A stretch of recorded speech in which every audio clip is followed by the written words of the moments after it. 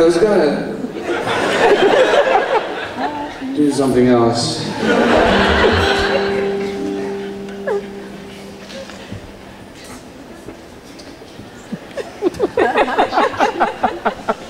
Hold on to these words. Like to think that they may offer some protection.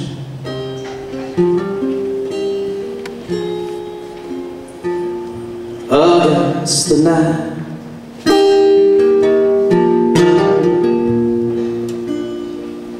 Against the night. Your life can feel transparent, a reflection.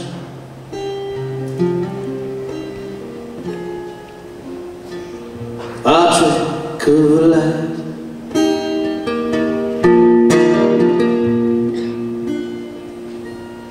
So when sleep just won't come, and you've got no occupation, nibbling at the fruit of the melancholy tree.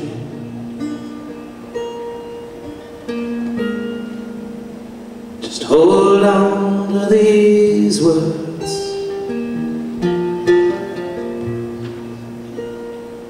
Hold on to me.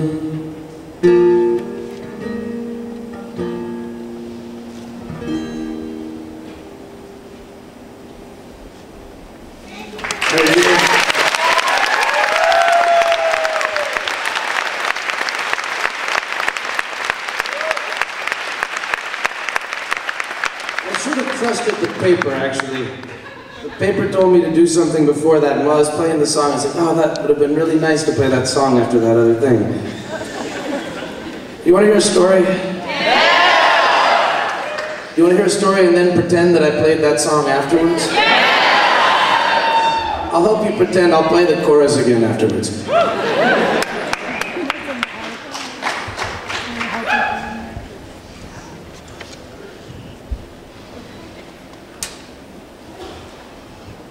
This is a story in a very old book, but I wrote it just a few minutes before I came on the stage.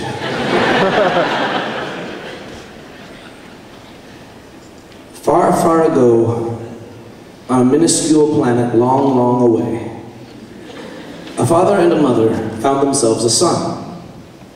He is our only, lonely, bonely son. Our first son and our last. He is the biggest, the littlest, and the middlest son that we could ever have.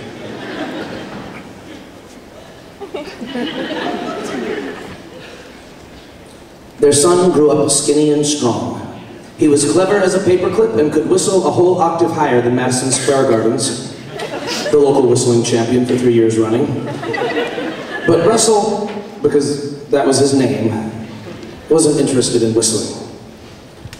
He was in love with the moon. No, sorry. He was in love with the moons and stars and the cold clumps of frozen metal that orbited in endless, beautiful circles around his tiny planet. And on the 10th day, on the last day of his 10th year, a letter arrived.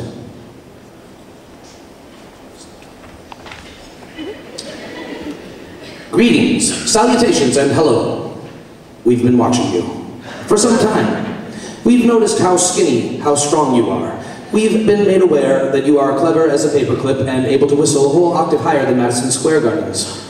And it has not escaped our attention that you are in love with moons, stars, and the cold clumps of frozen metal that orbit our tiny planet in endless beautiful circles. Because of these factors, and because tomorrow is Tuesday and your birthday, we have chosen you to be our next Levenaut.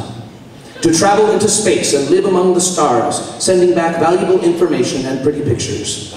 Sincerely, the people who decide who gets to go to space.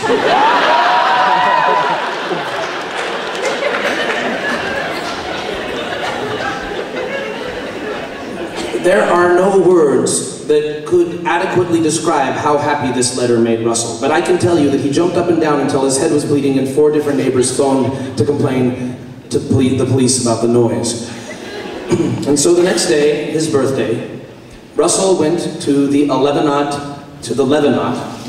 that's a typo, command center and began his training.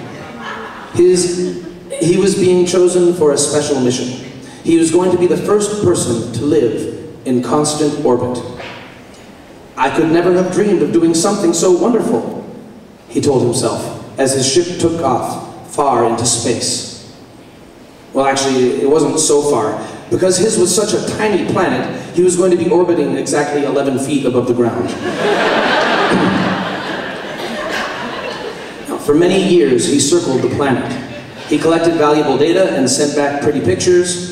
As he traveled above the planet, he saw places that no one had ever seen before. Beautiful oceans and magnificent, if tiny, mountains. And whenever he came to a city, all of the people would come out into the streets and wave and cheer. They held up signs telling him that they loved him. And they always looked so happy when he floated by, and this made him happy.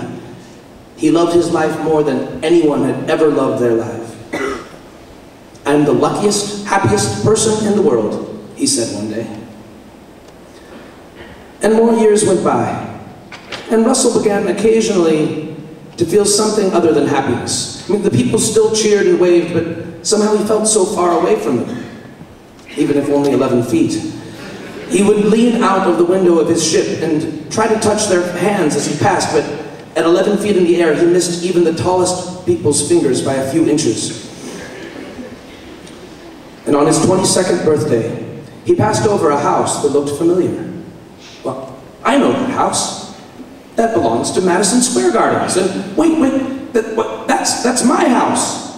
And sure enough, it was. And he passed over the town square.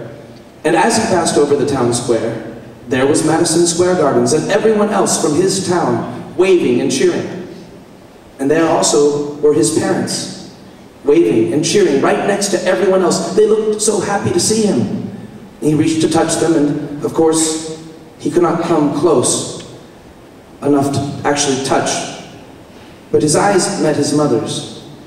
And he saw that though she was happy to see him, there was also something else in her eyes, a sadness.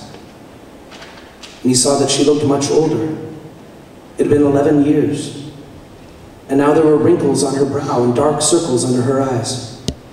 And before he could think of anything more, he was gone, floating out back across the countryside. I have the most wonderful life I could ever dream. And I'm not sure how much longer I can do this. Thick lines of tears wet each of his cheeks.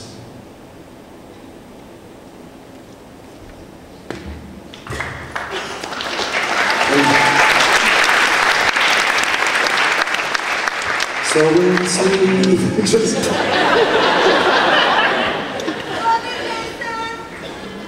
And so when sleep just won't come,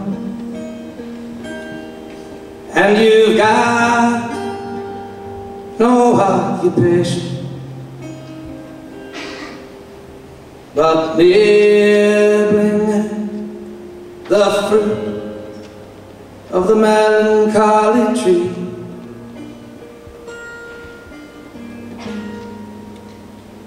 hold on to these words